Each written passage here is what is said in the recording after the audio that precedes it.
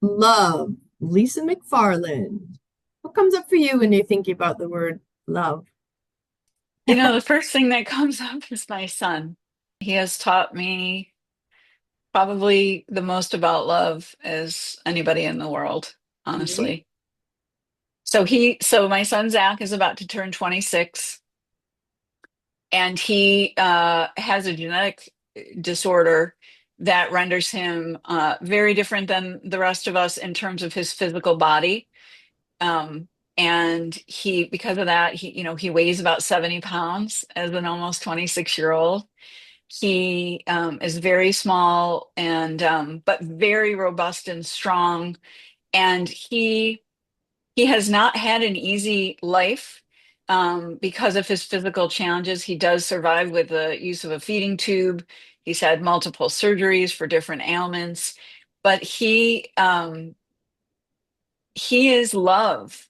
He navigates the world with a very honest, very non-judgmental eye and demeanor. And I'll give you a quick example of something that I admire about him. So when I say he just shows up with love, it's like he his smile, like the way that he connects, and we talk about connection as well, but the way that he connects with the world is he doesn't what's the word, like pull punches. He's not manipulative. For example, if something hurts his body, which is every day, he has very bad arthritis.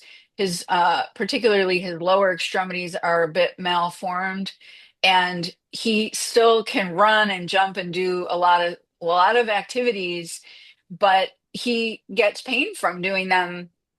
And instead of saying like, this hurts, I need, ice, or feel bad for me, or fuss over me. He'll say that something hurts, but then he'll either seek comfort himself, like grab a blanket that he might be comforted by, or he just moves on. But it's like he has no sense of trying to control or manipulate others. He certainly has preferences and things he likes and doesn't like, and that's Yeah. natural.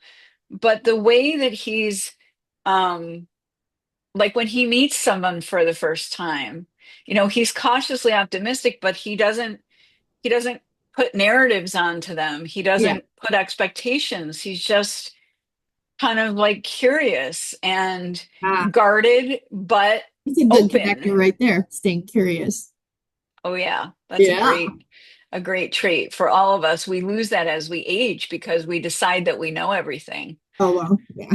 There's that. So yeah, so we can Right. really miss out Right. when we do that. Yeah, that is so when there's like those two dichotomies going on, it's like it reminds me of the word oxymoron. Mm. When you looking at oxymorons, I was like, oh, he's an oxymoron like me. That was, I love it. Okay. So yeah, nothing else. Like that's it, kids. It's love. And just like there is no such thing as like light and darkness, right? Darkness is just the absence of light. It's only light, right? It's only love. Yeah, Yeah. I love that. There's nothing else. What comes up for you when you think about nothing else? Um, yeah, exactly what you just said. I mean, I think that's the best way to describe it. Love is there's nothing in my humble experience of life. Right? There's not been anything that has come into my ethos or into my life of value that isn't somehow connected to the experience of love. Maybe it's receiving love, maybe it's giving love to a situation or a person or an environment. Right? But if it is valuable, if it is something of, impact, it Right? has to be connected to love. And that's why there's nothing else. We can dress Mhm. it up, but You can dress it up. And recognition, recognizing love, even love for ourselves. That's huge. How do you see recognition? I think recognition is essentially the currency that is available to us to feel and give love. Mm. Our Love. ability to see ourselves in another and vice versa, that recognition, recognizing the feeling of whether it's being human or having your dreams eviscerated or having them bloom, all of those things we are able to connect with another person because we see ourselves in them and we see their experience showing up in our own life. For example, I do a lot of work with folks who have lost loved ones because I lost two of my children as a very young mom. Yeah. And I'm able to connect and recognize in another person who perhaps they lost a spouse or perhaps they lost their health status. The experience of loss is very universal. So even though my unique experience with the circumstances around loss are mine, I can find or notice or recognize in another person what that experience is.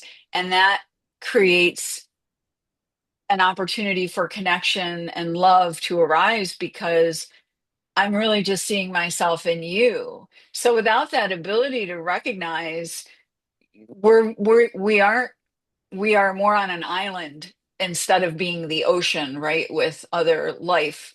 Um, because we if we can't recognize it, then we're feeling pretty alone, I think, or at least that's my experience. If I'm not feeling love or loving, then I'm feeling kind of isolated. And that's usually when things like depression and anxiety and Yeah. fear start to be the more common way that I approach things. Yeah, I love the island. Like living on an island is like a fish out of water, So I love the analogy of we're all the ocean and, individual drops and we make up the whole ocean, that kind of connection piece. So is that what you're referring to? Like stepping out of the ocean into this whole island of isolation? Yeah, because there's no love on the island. Ooh, it's If on there's no life, there's no love. Yeah. for that show. Yeah.